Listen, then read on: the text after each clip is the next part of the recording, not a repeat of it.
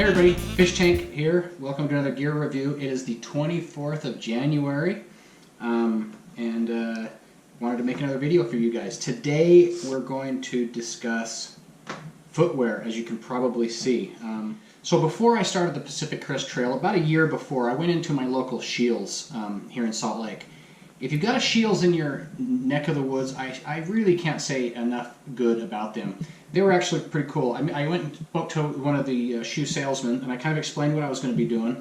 And he basically said, great, this is our policy. Buy a pair of shoes, go home, wear them for a month or two. If you don't like them, bring them back. And I said, well, what if I wear them for a month or two and I get them dirty or I put holes in? He says, it doesn't matter. We'll either refund your money or give you a credit. And I said, well, what if I go through 5 or 6 or 7 pair of shoes to try to find what I like? And their response basically is, we want a customer for life, so that's fine. So that's exactly what I did. I went out and I demoed 4 or 5 pair of shoes. And we have a gully out here south of my house that it's dirt and gravel and rocks and rivers and streams, and it's a mile loop. And I tried out these different shoes, and I tried several pair, and I ended up returning several pair. The very first pair I tried was the pair I ended up going with. So it was nice. When all was said and done, I was able to go back and say to said salesman, okay, now I want 6 pair of these. So it worked out well for them. And they took back all the other shoes I tried, and no questions asked, and they gave me full credits towards these others. So the shoes that I went with, and again, this is my disclaimer, this is a very broad topic, and people have different kinds of feet. No 2 feet are the same, right? This isn't the best way. This is what worked for me.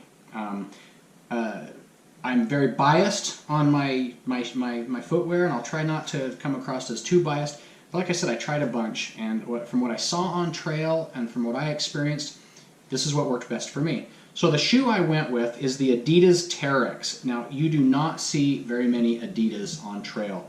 You see the Ultras, the Merrells, a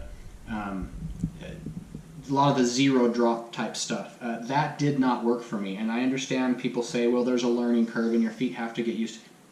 I did not like the zero drop. It didn't work. I tried it for over a month. Didn't like them at all. And I was paying anywhere from $120 to $150 a pair for those type of shoes. Then I found these Adidas. The nice thing about these are $80 a pair. And they last better than any shoe I saw out on trail. For example, this pair right here, as you can see, they went mile 0 to 566. Now, I didn't even need to replace these, but since I bought 5 pair, what I figured was I'll replace them every 500 or 600 miles. My plan was at the end I was going to have all 5 or 6 pair of shoes up kind of up on a wall plaque with the mileage, and they'd be all beat up and they'd look horrible, and it'd be this great trophy, right? Well, at 566 miles, I still had tons of tread, 0 holes, 0 rips, 0 wear and tear. But I replaced them anyway just because I had 4 or 5 more pair at home. So then I went to this pair, and they went mile 566 to Sonora Pass, which as you can see is mile 1016.9. Again, full tread, no holes, no rips. The only thing I started getting was a little bit of this action, but it wasn't enough to cause any issues at all. So they went to mile 1016. Then I went to this pair. This pair was mile 1016 to where I got off trail roughly 1,200 miles. So I went a couple hundred miles on these. I went almost 600 miles on these, and I went almost 500 miles on these, and you really cannot tell the difference. Absolutely love these shoes. Personally, I would not go with a waterproof shoe. I wouldn't go with a Gore-Tex. Your feet are going to get wet, especially this next year. With the amount of snow we've got now, it's already shaping up to be kind of a bigger snow year. My philosophy and some of the vlogs that I saw, your feet are going to get wet. You want them to breathe. The problem with the Gore-Tex and the waterproof shoes is your feet are going to get wet. If anything, it's going to seep in when you go through snow and rivers and streams. Then there's no breathing. Then your feet are wet. I wanted shoes that would would dry very quickly, and these did. These dried extremely quick. If I was in a river or in a stream or whatnot, within an hour of being back out on trail on dry ground, the shoes were basically dry. I mean, granted, they were a little bit damp, but not anything to where it caused my you know, excess rubbing or blisters or anything like that. So personally, I would stay away from the waterproof shoes. Wouldn't go that route. Socks. There's only one pair of socks I'll ever wear for the rest of my life, and it's the Darn Tough. The ones I went with are a size medium. I have smaller feet. I have started out about an 8.5 to a 9, and now I wear about a 10, 10.5. But, well, that's one other thing on the shoes. I bought the shoes a size and a half big because your feet do stretch on trail. They flatten out. And shoes naturally stretch out a little bit, but when they get wet, they can shrink up. So I went with a full size big. Highly recommend going with a bigger size than you wear because it doesn't take long for your feet to flatten out. Socks, like I said, the Darn Tough socks, that's all I'll ever wear. I got rid of all my other socks, and as you can see, these are the same shoes as my hiking shoes, just in a newer model. They went with a different color, but the Adidas Terex are the shoes that I go with now. So I did really good until my feet were feeling pretty good until I hit Warner Springs. That's like I want to say 109.5 or 110 miles wise.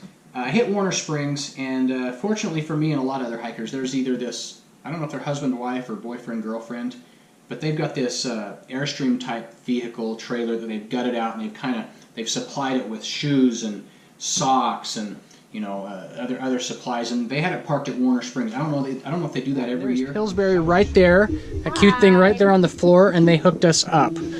So I had to get you guys for the vlog. So thank you. No, this hold on, let me spin. This place is outstanding. So it's an Airstream. How long are we here? No, this is a Vagabond. A Vagabond, sorry, but it kind of looks like it has the silver. Yeah, it's a 1952 Vagabond, and it's been stripped out. We cleaned it up and just outfitted it to display merchandise. Yep, and the nice thing about it is a lot of us were worried coming down the trail that this is going to be the only show in town.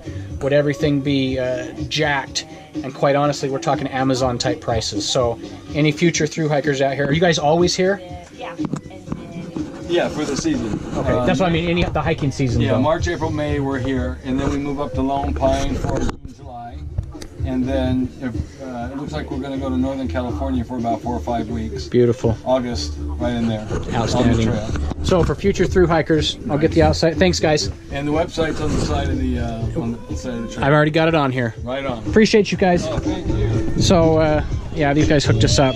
They could really jack the prices if they wanted to, but they don't. So I went into these guys, and I expected the prices just to be jacked up through the ceiling, right? Because it's supply and demand, and they were like the only show in town. I went in, I took off my shoes, like almost everybody else was doing, saying, you know, what's up with my feet? I saw some of the worst blisters on trail at Warner Springs. I didn't have any of the toe blisters or the bottoms of my feet. My issue was in the heel, and I pretty much suffered with that throughout a lot of the trail. But it wasn't a shoe issue. It had to do with weight. This weight, I started the trail really heavy, and I started the trail, quite honestly, with a pack that was too heavy. But we'll get to that when I review the pack. But I went into this gutted out Airstream, and I said to the nice young lady, I says, what's up with my feet? I'll tell you what, class act. Here she's got this stinky hiker that's just hiked 110 miles. She says, sit down, take off your shoes. And I looked at her and said, seriously, you want me to take off my shoes? She said, yeah, I don't know how to assess it if you don't take off your shoes. So I took off my shoes, took off my Darn Tough, and she looked at my feet. She said, surprisingly, your feet look really good. You're not getting any of the toe blisters. Part of that is due to the big toe box I had here. My feet were not scrunched. They were able to relax, and there was no rubbing, and I went a size too big. But when she looked at my heel, she says, I'm not going to sell you a new pair of shoes. Shoes are not your problem. And she said, what you tried to do is too much too fast. And that's true, because when I first started hiking the trail, my goal was to catch up with Adam and Jessica.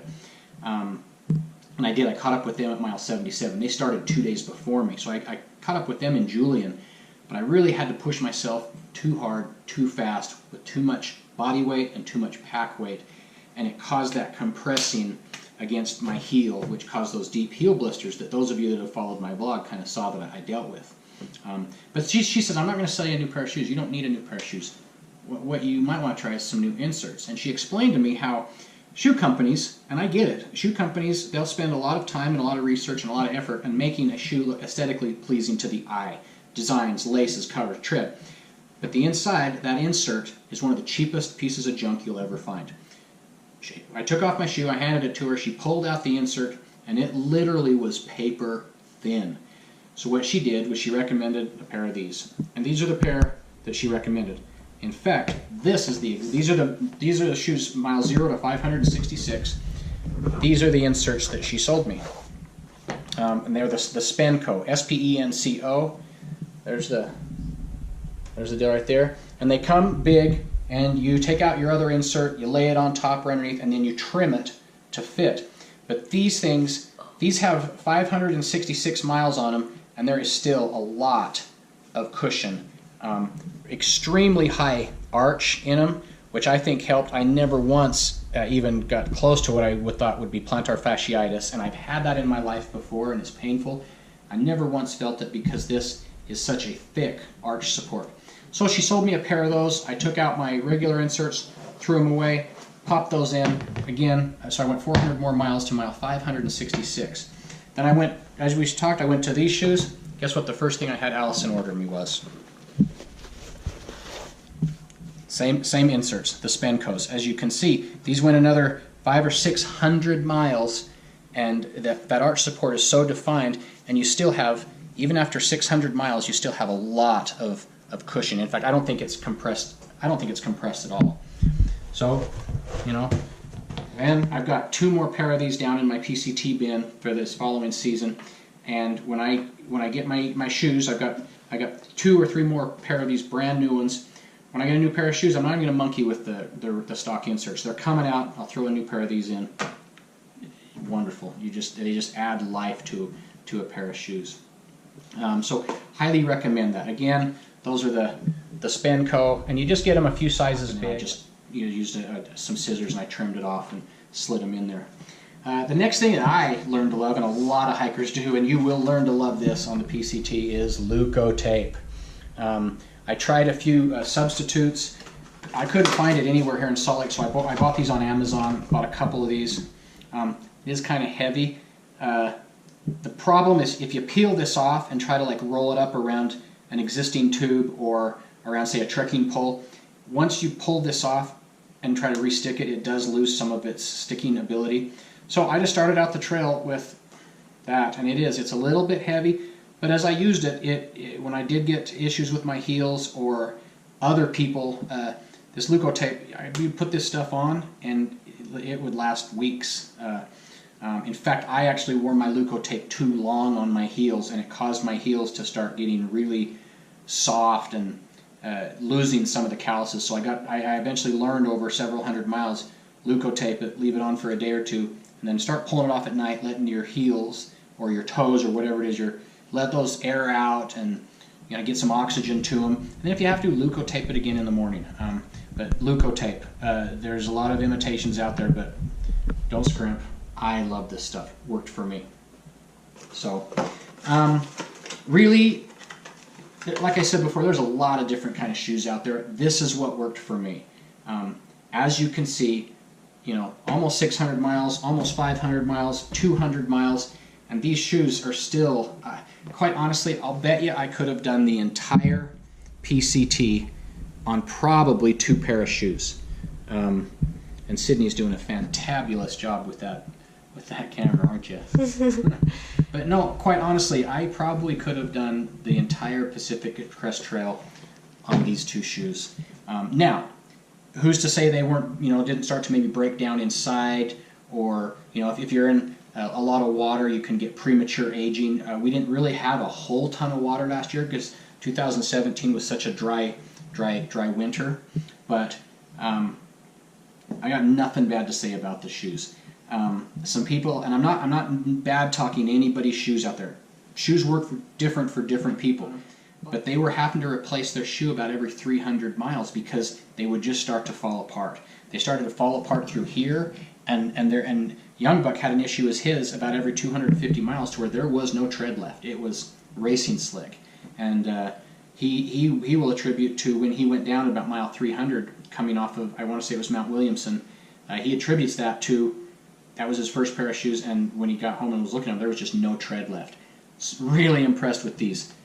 600 miles, and I still had tons of tread. And again, it's an $80 shoe versus a $130 shoe, so I was really impressed. If you found a shoe that works for you, fantastic. If not, maybe look at a local Shields or a department store like that and ask them if they'll do the same kind of deal they did with me, that you can go out and you can demo these type of things. It worked for me and it worked great. What else? One other thing is, as people say, and I did the same thing. I wore, I had one of these, not these pair, but I bought one. The pair that I bought, that I demoed, I wore for like 8 months before the trail. It was my everyday walking shoe, kind of like these now. I said to myself, and I said to my wife, I said, man, I've been walking on these for 6, 7, 8 months now. I go down in the gully, I do my thing. You know, I think if I was going to have issues, that it would show me by now, or I would feel it. True, but what I would suggest, one thing I didn't do, is if you want to see how a shoe is going to feel and how your feet are going to react, you got to do it with weight. You got to do it with some weight on your back. It's really not fair to you or the shoe or your feet to say you're demoing something and go out and walk 10 or 12 miles in a day with nothing on your back. Go out and walk 10 or 12 miles in a day with a 35-pound pack on. Because there will be times in the Pacific Crest Trail where your pack is 35 pounds. If you've got a 45-mile water carry or just leaving a town and you're looking at 9 days of the Sierras, you always start with a heavier pack. A shoe and your feet will react differently with 190 pounds just walking around versus 225 pounds because of that pack. So if you do want to see how your feet are going to feel, don't just go walking around and put some weight on your back. Get your pack loaded up, put some dumbbells in it, some milk jugs, something. Get that pack up to like 30 pounds. It's a good average weight. And then go walk around for a day or two, 10, 12 miles a day, and see how they feel. If they feel good after that, you're probably okay. I think the number one problem people have on the trail with shoes, and this, I'm not an expert, I'm just what I saw, was too much too fast, like me, starting and just going like gangbusters. And in my case, I was trying to catch up with some friends of mine. And then maybe buying shoes that aren't a size big and your feet start to swell and then you get that toe cramping. Or maybe buying a pair of shoes where the toe box is too narrow and you get the rubbing against and you get those horrible blisters. Yukon, if you go back and look, if you remember Yukon, Yukon had to get off trail and actually go to the hospital because his blisters were so bad they started to get infected. This is really disgusting, but we could actually smell the infection on Yukon's feet as he was walking. And this guy's a big, tough, ex-Marine, big guy. Yukon, that's his name, right? Big old Yukon. And he was walking, and his blisters were so bad that they got infected that he finally we had to force, Feinschmecke, his brother Marine, had to take him under his wing and force him off trail and get him up to Idlewild, where he had, I want to say, a week to 10 days just to heal, and he was on antibiotics and the whole 9 yards. What finally fixed it for Yukon was he went with a different shoe with a bigger toe box, so his toes weren't sitting in there rubbing. Because those blisters between the toes, I never had them, but I understand those are the absolute worst. So, something to think about. What it comes down to is just trying a bunch of shoes before you leave. Some of the secrets, like going with some kind of a super feet, a green feet. I love these Spencos. They're about $22 a pair on Amazon. Again, the shoes were $80. They're the Adidas Tear X. From what I understand, they're not made by Adidas. From what MyReach showed me, they're made by somebody else, and then Adidas bought that and stuck their name on it. Doesn't matter to me. They worked great. Leukotype, invest in some of that. You're going to want that on trail, and just be cognizant about your feet. Those of you that have never thru hiked before, that first week, every once in a while, stop, take your shoes and socks off, elevate your feet, let them get some air, let your socks air out. It's really the smart way to go. I'll never wear anything other than Darn Tough the rest of my life. I want to say I paid $22 a pair at Shields. Right now on Amazon you can get these hiker boot ones. I wear a medium. I want to say you can get a pack of 6 for like $118, so it's a little bit cheaper. But I'll tell you what, I think a pair of 6 would probably last somebody the whole entire PCT if you wanted to, and you wouldn't need to carry all of them at once. I just carry. Okay, so one of the things that comes is camp shoes, you know, and I started with camp shoes like almost every other PCT hiker out there. I went with the good old-fashioned Crocs. Why? Because they're lightweight, they're, you know, they get wet, they dry easy, and there you just slip them in. I sent mine home at Julian. At Scissors Crossing, I had these things strapped to my back of my pack, and at Scissors Crossing we were getting a ride in from a Trail Angel. We hitched a ride and it broke, throwing it in, you know, jamming it in a truck. They took up space. I never used them. I like Crocs, don't get me wrong, but these were like 60-something bucks, and I think I may have worn them one time. It was just easier once I got to camp to either go barefoot to let my feet air out, or just loosen my shoes up, or quite honestly just wear my shoes until I went to bed. Because some people love the you know, some people swear by them, some people love them. They use them as water shoes or river crossing shoes. To me, they were just kind of a pain. They were in the way. They broke. They took up space in my pack. They flapped around when it was windy. I didn't use them. So there you go. So if you got any questions, please let me know. I'm not saying this is the best way. This is what worked for me. Someone could go try these and absolutely not like them, and they could throw the Ultras on and feel like they're walking on clouds. That's because all of our feet are different. This is just what worked for me. Some of the commonalities, the inserts, the Leukotape, and maybe the socks. So hope this found you all good, healthy, happy, and well. I applied for my Canadian entry permit yesterday, so really super excited for that. And the next review is going to be a pack review. So I'll see you guys then. Keep smiling. Fish Tank out.